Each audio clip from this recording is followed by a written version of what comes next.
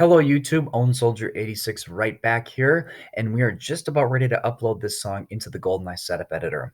We've managed to change the tempo of the song to increase the speed, so it'll play faster. We've also managed to change the loudness of the song, and we've also changed the instrument. So when it plays back in the Goldeneye Setup Editor, we expect it to play with an orchestral string sound. Don't forget to make sure that you've saved this file as a Midi file and not as an MUS file. Remember, Finale will always default to this MUS. So by saving it to a mid, which I did last time as test.2 or test2.mid, we will make sure that that Midi file is ready to be loaded into the Goldeneye Setup Editor. So let's head there right now. In the Goldeneye Setup Editor, make sure you've navigated to the game configuration window, and you've also selected the tab for sound and music. Find the music box again, and we are going to use the code 0000 to overwrite our song, and this will again be the Kirby Dream Land stage song. So we're going to go ahead and hit the replace MIDI with mid, and then select the file that we've edited. By doing so, we have now replaced that song. So if I hit play, we should expect to hear the song that we've created, and it should be a string sound.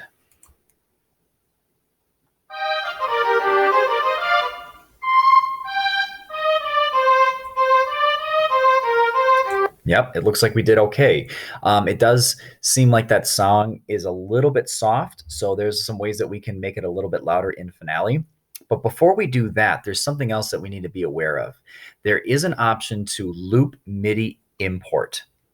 And this is going to be used for when you want the song to play infinitely. You want the song to repeat itself. And for this particular stage, yes, we're going to want to make sure we have that looped, because if you have the song playing for the entirety of playing on that stage for up to 10 minutes or whatever, if you don't have that checked, the song will only play once and then it'll be silent afterwards. So the next time that we upload this, we're going to want to make sure that we have this checked. I think this is off by default when you open up the Goldeneye Setup Editor. So you're going to want to make sure for any stages that you want the music to repeat, you have the loop MIDI import checked before you hit the replace MIDI with mid button. I'm going to go ahead and do that right now just to verify that that's going to repeat. And actually you can see how the coding changed right here to reflect that. If I hit play, it will not, the Goldeneye Setup Editor will not loop the song. It only plays it one time anyway. So we're just going to have to arbitrarily remember that that's going to be looped. We are wanting to increase the loudness of the song a little bit. So going back into Finale, there's another tool called the Dynamic or Expression tool. And that's going to be the one denoted by a cursive M and an F.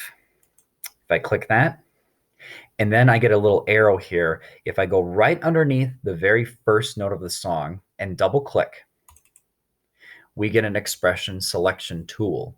I want to increase it to the full volume. So what I'm going to do is I'm going to select the very first key here. All of these different codes are codes. These are actually expressions in music known as dynamics. And the triple F stands for forte at the maximum level. So we're going to make it as loud as it possibly can go. Select. And that will plug that loudness setting in for the entire song. That's why we put it in the beginning, because it will affect all of the notes beyond. So let's go ahead and resave this as a new file. We'll go test3. And we're going to go ahead and reload that into our Goldeneye Setup Editor.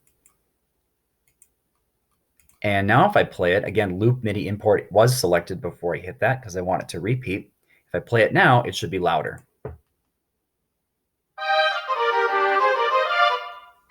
Perfect. It might be a little too loud for you guys in the video, and I apologize if that's the case. Now, in order to get this to apply to the actual game, we're going to need to write a new ROM. So right now, all we're doing is affecting the music in the current ROM, which was your fresh Smash Brothers ROM. We're going to write a new one. So go down here to Write ROM. And I've already taken the liberty of creating a new ROM file here labeled New Music. You could label yours whatever you want. So I'm just going to overwrite that file that I have here. And now, if I go in-game, we should have different music. So we're going to, in the next video, check that out and see if that's the case.